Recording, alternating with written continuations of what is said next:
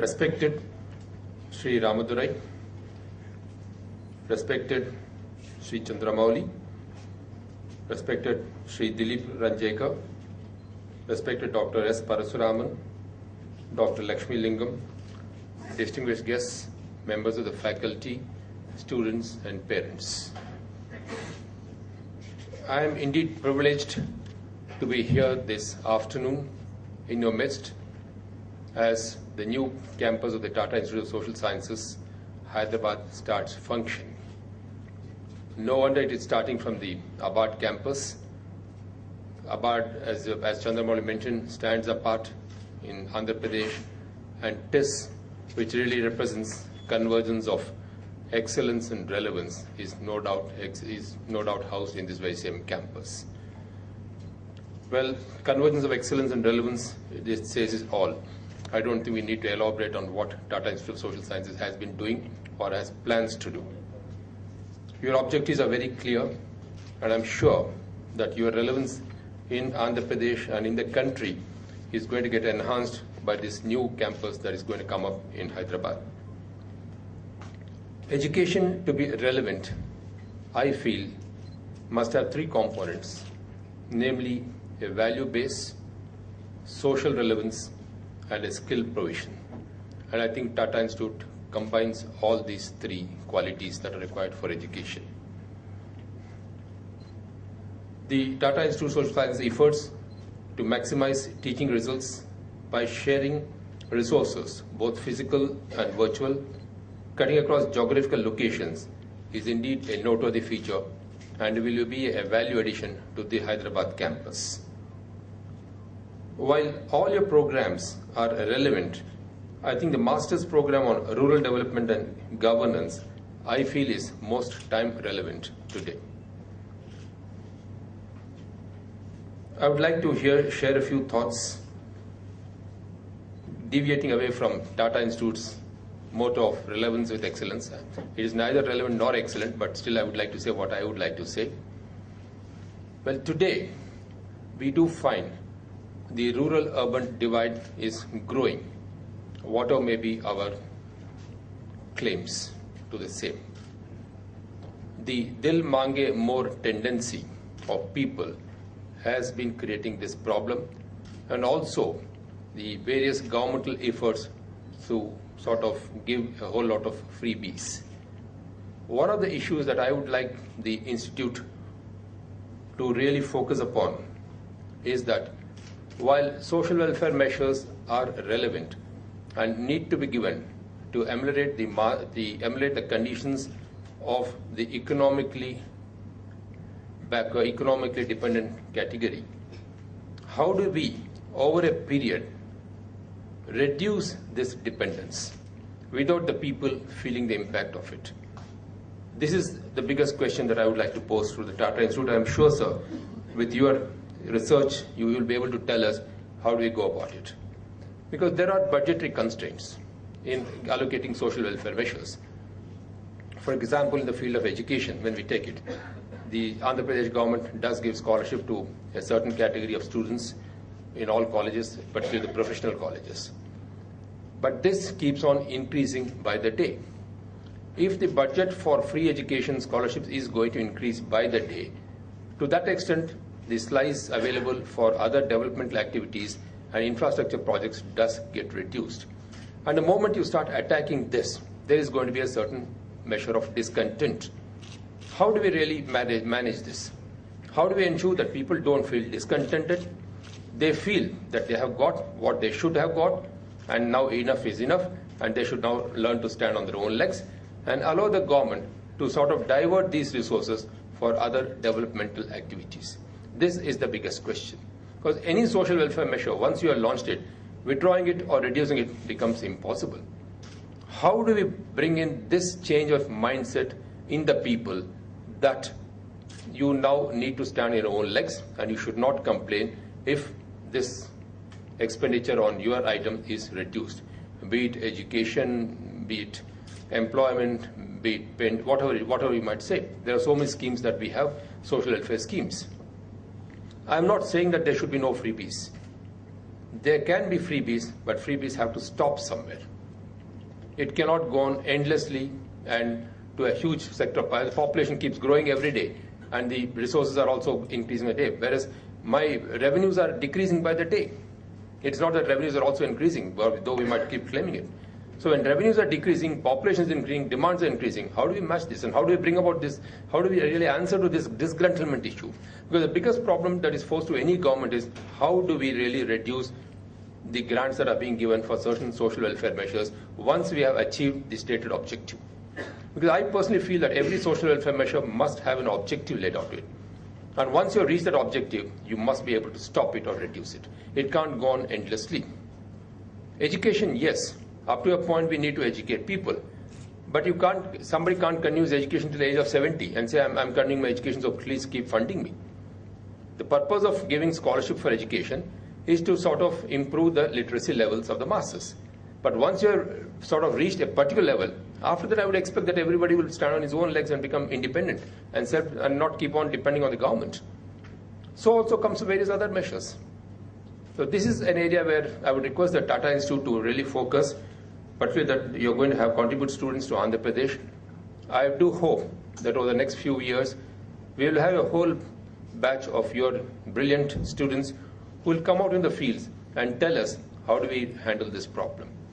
I personally would like to sort of, I would say, exploit the talents available in the Tata Institute of Social Services at the Hyderabad campus from time to time to see whether we can somehow progress with our programs with minimal damage on our budgetary, with a minimum strains on our budget and greater public welfare.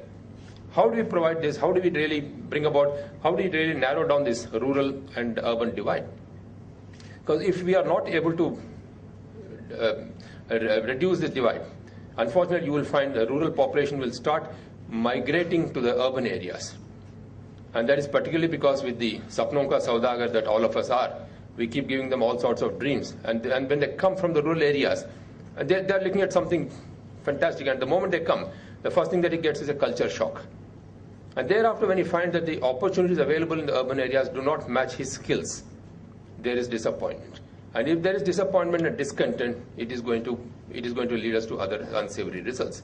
How do we really prevent this migration, rural-urban migration, or if we can sort of do a reverse migration, probably that might be useful, provided we don't sort of overtake the rural areas in such a way that they are deprived of their jobs. It is not like, for example, sometimes we may import things in such a big way that our local industries have a sudden death. I don't want that to happen. At the same time, if the rural masses are going to move out to the urban areas, our agriculture is going to suffer. And agriculture is something on which we all depend upon greatly. More than 60% of our population depends on is based on agriculture. So we need to see how we need to keep the rural masses happy, contented and satisfied while promoting their welfare measures for them and providing developmental activities on the other side. That's where the imparting of skills becomes extremely necessary. What sort of skills do we, how far is today's education relevant to the requisite skills on the ground? How many of our graduates whom we are educating in various universities are really employable? I mean, I was very fascinated when Mr. Ranjaikar mentioned to me about the Azim Premji University in Bangalore. I mean, or Mr. Ramadurai's skill development experiment that he has started. Don't you think we need to impart these skills at the education stage itself? Why do we require a separate skill development after education? What are these education institutions supposed to be doing? I think we need to have a complete relook on our education system and see how can we make education relevant to work ethos. How do we build in a work ethos and how do we really make them employable in the industries that are out there? Otherwise, you will find a whole lot of MBBS doctors coming to work as peons and chowkidars. It's pathetic, to say the least. I feel sad when I find that a constable who's probably working with us or a peon who's working says that he's a BE Electronics. I can't understand what exactly it's all about. How does a BE Electronics fit in as a peon? And this is where the frustration level will start. This is where the discontent level will start. Unless we're able to address this problem of employability of our graduates and postgraduates, of people who go through our various education institutions. And that brings me to the point of how far do we tolerate commercialization of education? Is there a need to put an end to this? Has the day come when we need to end commercialization of education and really look at education as a facilitation for better life? I think that is the basic purpose of education, not money spinning. Like somebody told me the other day, like in the Roman Empire, they could do everything except convert a man to a woman and a woman to a man. And here, I think we have converted Saraswati into Lakshmi. That is the unfortunate aspect of it. How do we address this problem? These are challenges which I think I am posing to the Tata Institute, though it may not be relevant to you, sir, but because you probably can give us solutions to these problems. How do we handle these problems? Because you have excellent brains, and you will be able to tell us how do we really handle these things without promoting discontent, without promoting frustration. And that's why I'm posing some of these problems that we are faced with. How do we really sort of make people feel that there is governance? Because today the standard terminology is lack of governance, trust deficit, lack of confidence. How do we really bridge this? What do we do to bridge this level of confidence, trust, or poor governance that we all keep complaining about? How do we really reach the various schemes to the last mile and ensure that it is distributed properly and people feel that they have got what they deserve? How do we do that? Or are we going to remain like this, keeping on talking of trust deficit and lack of confidence? Because unfortunately, as you go sometimes out, you see the public discontent is definitely on the increase. For whatever reason, maybe right, maybe wrong. I'm not willing to debate on that. So how do we really bridge this? When the government is going all out of its way to do so many things for the people, still we always say there's a trust deficit, there's a lack of confidence, there's poor governance. What does governance really imply? What does governance imply is a question that I would like to ask the stalwarts of the Tata Institute of Social Science. Please tell us, how do we really go about this issue and bridge this gap, saying lack of governance? Why do we keep on talking of poor governance? Does poor governance mean lack of trust of the people in the system? Is it because the government or the bureaucracy has lost the will to listen to the people's problems? Like I keep saying to many of my colleague bureaucrats many times, much to their dismay or anger, that when a man comes to you with a problem, 99.9% he is probably aware that you have no solution to his problem, nor will you do anything to resolve his problem. All that he wants is probably a shoulder to cry upon, but we don't have the time to provide that shoulder. Can we provide him that shoulder, and is it all that the man is seeking? How do we really bring about this change in our own work attitude, in our own attitude towards the people, in our own attitude towards governance? Do we take it for granted that once I am in the seat, I am the ultimate, and that you will just bend and bow and crawl before me? I'm afraid those days are gone. People will now ask questions. People demand answers. So I think, and we need to provide those answers, because they have put us here hoping that we'll be able to do something for them. Are we failing in that trust that has been reposed in us, or the faith that has been reposed in us? How do we really bridge this? I think your studies in the Tata Institute of Social Sciences, particularly the Hyderabad campus, will be of great relevance in taking Andhra Pradesh into the top notches of the nation's economy and everywhere. I would fondly look forward to the day when we will say, we will, standing on the very same forum, we will thank Mr. Ramadurai and all his colleagues for having brought Andhra to the state where we are today. I'm hoping that day will come very fast, hopefully within the next 4 or 5 years. At least we'll make a beginning, and the impact will start getting felt. And I only will be thankful to you people. For example, the last thing that I would like to provide is the outcome budget. I know that you have been probably undertaking some studies on outcome budget.